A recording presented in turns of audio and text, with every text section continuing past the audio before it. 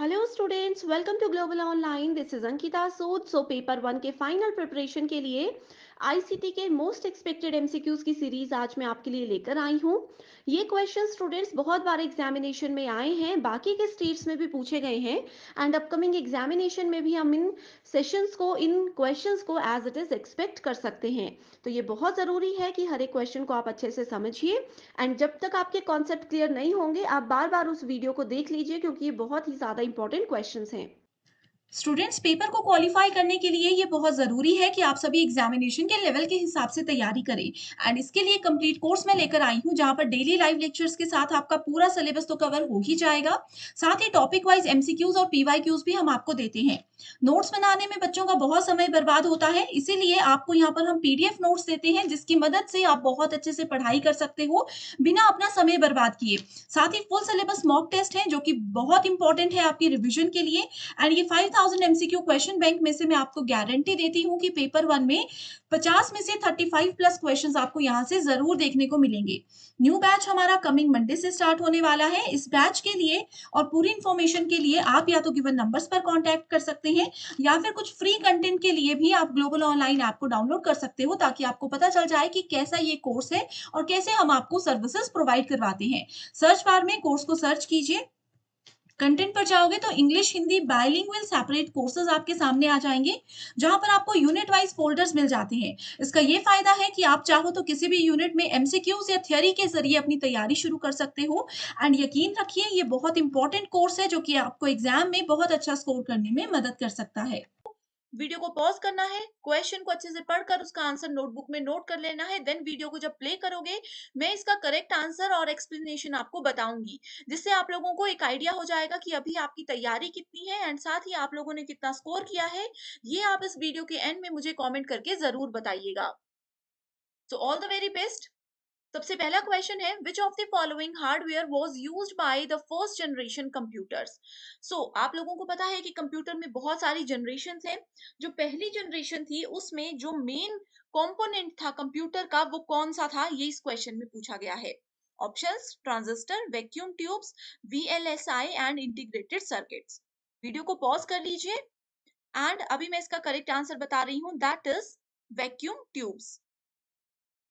Okay, so first generation में vacuum tubes को use किया जाता था, ये इसका मेजर इंपॉर्टेंट कंपोनेंट था। जैसे आज के समय पे सीपीयू यूज होता है ना, वैसे ही उस वक्त वैक्यूम ट्यूब्स था। अब यहाँ पर अपकमिंग एग्जामिनेशन में क्वेश्चन ये भी आ सकता है कि ट्रांजिस्टर्स कौन सी जनरेशन में यूज हुए थे, सेकंड में या थर्ड में। आईसी जिसको कि इंटीग्रेटेड सर्किट बोला जाता है, ये सेकंड या थर्ड कौन सी जनरेशन में यूज हुए थे। ये आप स्टूडेंट्स के लिए मैंने एक होमवर्क क्वेश्चन दे दिया जिसका आंसर आप मुझे फटाफट कमेंट करके बताइए, उसके बाद ही अगले क्वेश्चन पे मूव कीजिएगा। Next question is in the context of internet what is the full form of URL. So URL एक बेसिक टर्म होती है जो कि इंटरनेट से रिलेटेड होती है। आप लोग यहाँ पर देख सकते हो, ये आप लोग जब भी मोबाइल में इंटरनेट चलाते हो, गूगल पे कुछ सर्च करते हो, इस तरह का टर्म आपने जरूर वहां पर देखा होगा। उसको बोला जाता है यूआरएल। सो यूआरएल की फुल फॉर्म होती है यूनिफॉर्म रिसोर्स लोकेटर। यानी कि ये क्या होता है, कुछ भी चीज हम अगर हम लोगों को फाइंड आउट करनी है तो ये एक एड्रेस होता है जो कि यूनिकली उस चीज को आइडेंटिफाई करने में मदद करता है। Next question is match the following. Here we have two lists, list 1 and list 2. www, Python, RAM and ROM. यहाँ पे चार डिफरेंट चीजें दी है जिनमें से कि सिर्फ ये दो आपस में कनेक्टेड है, बाकी नहीं है। आपको बताना है कौन सी चीज किससे रिलेटेड है। Volatile memory, non volatile memory, world wide web and programming language. बहुत इजी क्वेश्चन है, थोड़ा सा दिमाग लगाओगे तो आपको पता चलेगा। www का मतलब है वर्ल्ड वाइड वेब, यानी कि ए को जब हम थर्ड के साथ मैच करेंगे तो डायरेक्ट हमारे पास आंसर आ जाएगा ऑप्शन नंबर 4। तो स्टूडेंट्स देखो, इस तरह के जो क्वेश्चंस होते हैं ना, जरूरी नहीं है कि सभी बच्चों को हर एक का मतलब पता हो, हर एक की फुल फॉर्म या मीनिंग पता हो। अगर आपको एक भी क्लियर है, आप अच्छे से उसको समझ सकते हो एंड आपका आंसर बहुत इजीली आपको मिल जाएगा। Next question is the main two components of CPU are. तो सीपीयू क्या होता है, central processing unit. Correct, CPU में फर्दर उसको तीन हिस्सों में डिवाइड किया जाता है। कौन कौन से होते हैं, दो उसमें से यहाँ पर लिखे हैं। पहला होता है कंट्रोल यूनिट, दूसरा होता है मेमोरी जिसके अंदर रैम रोम ये सब चीजें आ जाती हैं, एंड तीसरा होता है एएलयू। सो करेक्ट आंसर हो गया यहाँ पर option number 1, that is control unit and ALU. Next question is Ankur receives an email informing him that his credit card is going to be cancelled. So अंकुर नाम के एक पर्सन को एक call आती है जिसमें बोला गया है कि उनको एक ईमेल आती है जिसमें बोला गया है कि उनका क्रेडिट कार्ड कैंसिल होने वाला है, लॉक होने वाला है। ठीक है, the email advises him to click on the provided link. So email में लिखा था कि आपको हमने यहाँ पर एक लिंक दिया हुआ है, आप उस लिंक पे क्लिक कीजिए एंड साइन कर दीजिए, साइन इन कर दीजिए, आपके बैंक अकाउंट की सारी डिटेल्स डाल दीजिए एंड जितनी भी चीजें हैं वो यहाँ पर एंटर कर दीजिए। थोड़ी देर के बाद इसमें बताया गया है कि अंकुर नोटिस करते हैं कि उनके अकाउंट से 10,000 रुपए निकाल दिए गए हैं। तो अंकुर ने क्या कर दिया, कौन से एक स्कैम का अंकुर यहाँ पर विक्टिम बन गया। अब देखो स्टूडेंट्स, ये क्वेश्चन बहुत इजी है। आप लोग ये मत सोचिएगा कि मैथमेटिक्स है इसमें बहुत बड़ा कि 10,000 कट गए, क्या हुआ क्या हुआ, कुछ नहीं है। इस क्वेश्चन में डायरेक्ट आपको पता होना चाहिए कि अगर ईमेल की मदद से किसी को भी फ्रॉड वहां पर मैसेजेस आते हैं, किसी को भी ईमेल की मदद से बोला जाता है कि आप हमें अपना अकाउंट नंबर दीजिए, तो वो हमेशा किस कैटेगरी में आता है, वो आता है हमेशा फिशिंग स्कैम के अंदर। बस आपने इतनी सी चीज याद रखनी है। ये मैंने क्वेश्चन आपके लिए पूरा पढ़ा, अगर आप पहली बार पढ़ रहे हो, पहली बार इस क्वेश्चन को देख रहे हो, अदरवाइज पहली लाइन से ही आप लोगों को पता चल जाता। जैसे ही यहाँ पर लगा पता कि अंकुर ने एक ईमेल रिसीव किया जिसमें कि उनके क्रेडिट कार्ड के बारे में पूछा गया है, बस इसी क्वेश्चन को इतना सा पढ़कर ही आंसर पता चल सकता था कि ये फिशिंग स्कैम है। करेक्ट। सो आई होप ये ट्रिक आप लोग याद रखोगे एंड अपकमिंग एग्जामिनेशन में पूरा क्वेश्चन पढ़ने में अपना टाइम वेस्ट नहीं करोगे। Next question is the speed of processor of a computer is measured in. So computer के अंदर प्रोसेसर्स होते हैं जो कि सारी प्रोसेसिंग को करने के लिए रिस्पॉन्सिबल होते हैं। सो प्रोसेसर्स की जो स्पीड होती है उसको कैसे मेजर किया जाता है, जैसे गाड़ियों की स्पीड कैसे मेजर करते हैं, किलोमीटर पर आवर के हिसाब से, वैसे कंप्यूटर की स्पीड मेजर करने का यहाँ पूछा गया है। Correct answer is option number 1 giga hertz, GHz। Okay, I hope students अभी तक के क्वेश्चंस में आप लोगों ने बिना चीटिंग किए बिल्कुल अच्छे से उनको सॉल्यूशन दिया होगा। वीडियो के एंड में अपना स्कोर जरूर मुझे बताइएगा। Okay, next question is arrange the following different types of computer networks in an ascending order on the basis of their geographical area implied. So तीन यहाँ पर नेटवर्क बताए गए हैं, लैन, वैन एंड मैन।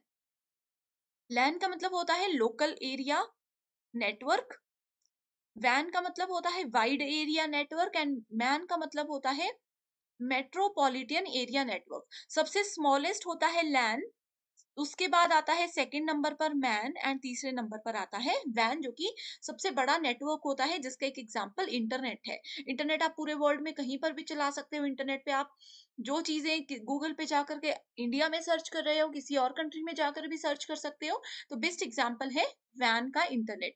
सो इसमें क्या पूछा है, असेंडिंग ऑर्डर। सो करेक्ट आंसर क्या होगा, C, A एंड B, जो कि मैंने बताया स्मॉलेस्ट, उससे बड़ा मैन, उससे बड़ा वैन।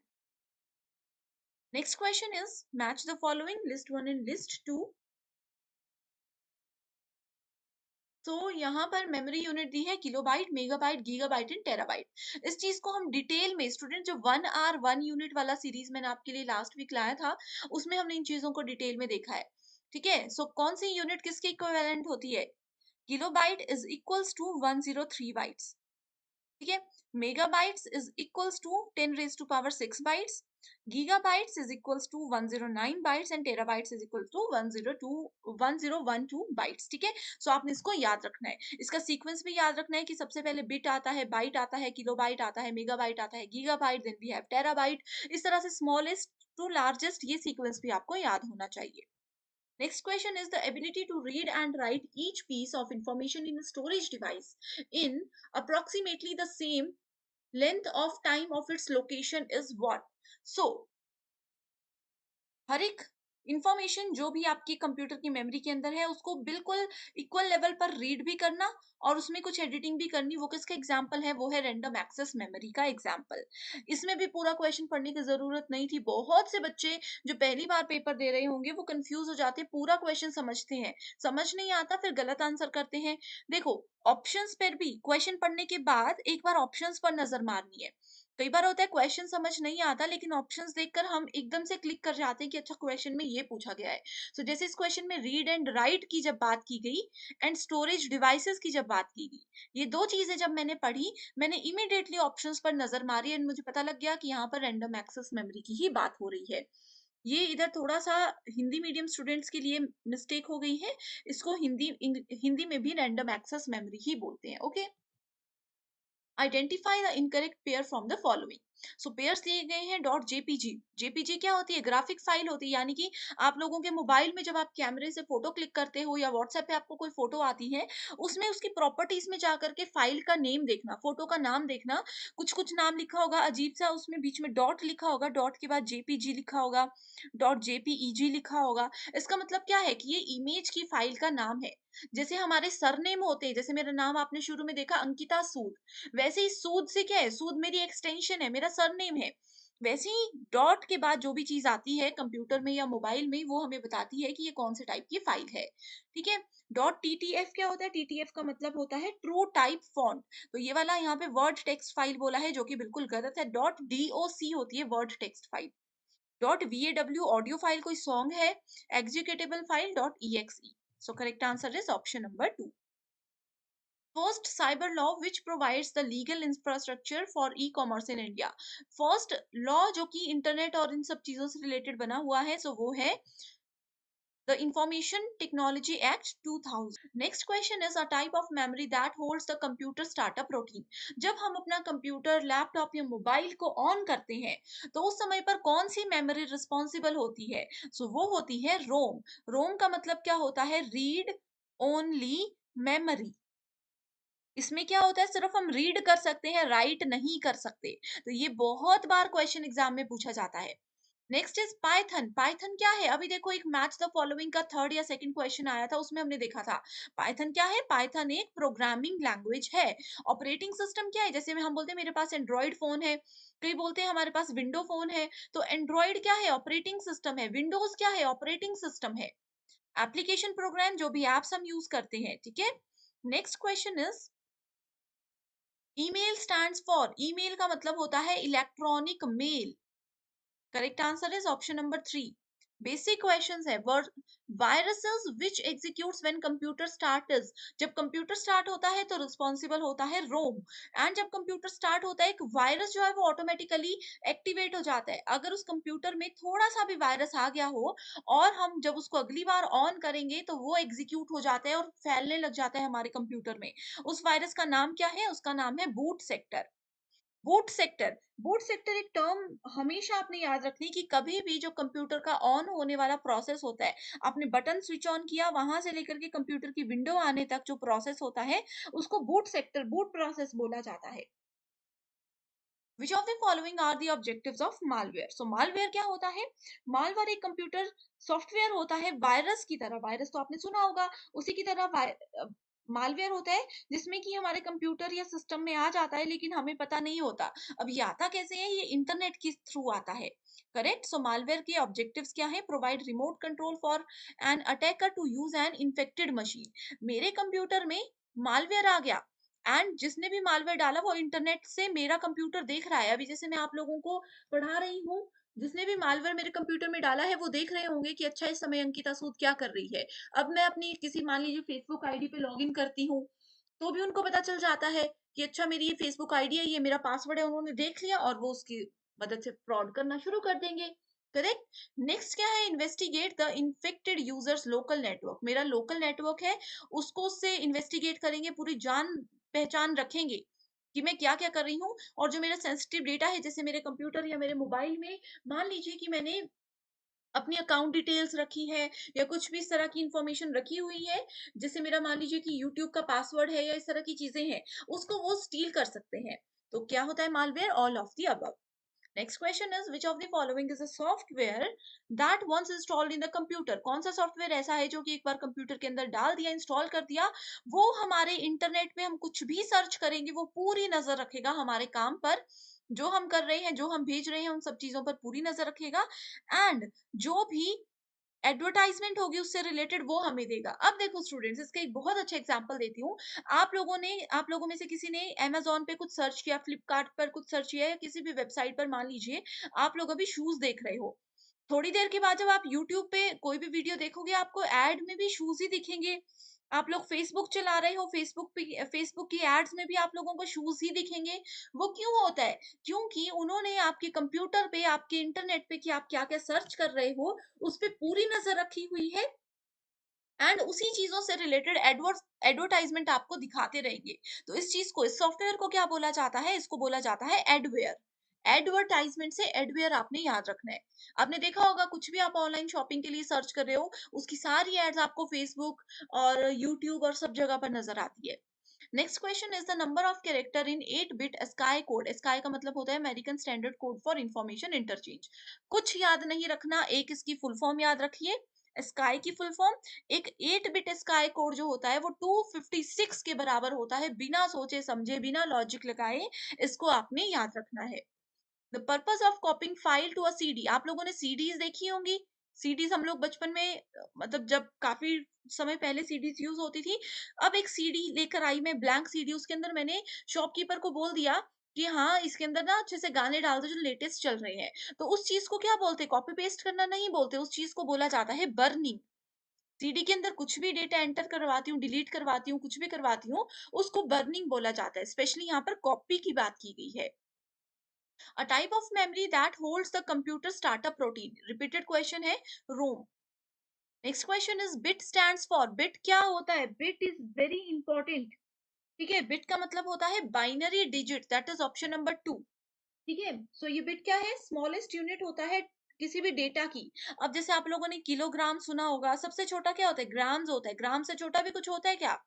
वैसे कंप्यूटर में जो भी स्टोरेज होती है, जैसे मैं बोलती हूँ मुझे रोज 2 GB मिलता है, ठीक है, कोई बोलेंगे मुझे 100 MB मिलता है, तो ये वैसे ही बिट है। बिट मतलब binary digit. A file extension of MS word document. Document file मैंने अभी आप लोगों को बताया कि DOCX क्या होती है? डॉक्यूमेंट फाइल हमें पता लगती है। Next question is A to F system is used in which number system? So number system में हमारे पास 4 टाइप्स होते हैं, बाइनरी, ऑक्टल, हेक्साडेसिमल और डेसिमल। ये हमने डिटेल में ऑलरेडी डिस्कस किया है। A to F की बात करते हैं तो we are talking about hexadecimal numbers. ठीक है, बाइनरी क्या होता है? बाइनरी 0 और 2, किसी भी वर्ड के, किसी भी नंबर के बेस में 2 दिखे तो वो बाइनरी है। 8 दिखे तो वो ऑक्टल है। इसकी रेंज होती है 0 से लेकर के 7 तक। ऑक्टल, ठीक है, यानी कि 8 डिजिट्स हो गए। हेक्साडेसिमल होता है 0 से लेकर के 9 तक, उसके बाद ए से लेकर के एफ तक। कितने हो गए? बेस में 16 वैल्यूज हो गई। डेसिमल होता है 10, 0 से लेकर के 9 तक, जिसके बेस में 9 होगा वो डेसिमल होगी। तो आपने ऐसे इसको याद रखना है। डिटेल्ड वीडियो इसमें ऑलरेडी है, लिंक डिस्क्रिप्शन बॉक्स में मिल जाएगा।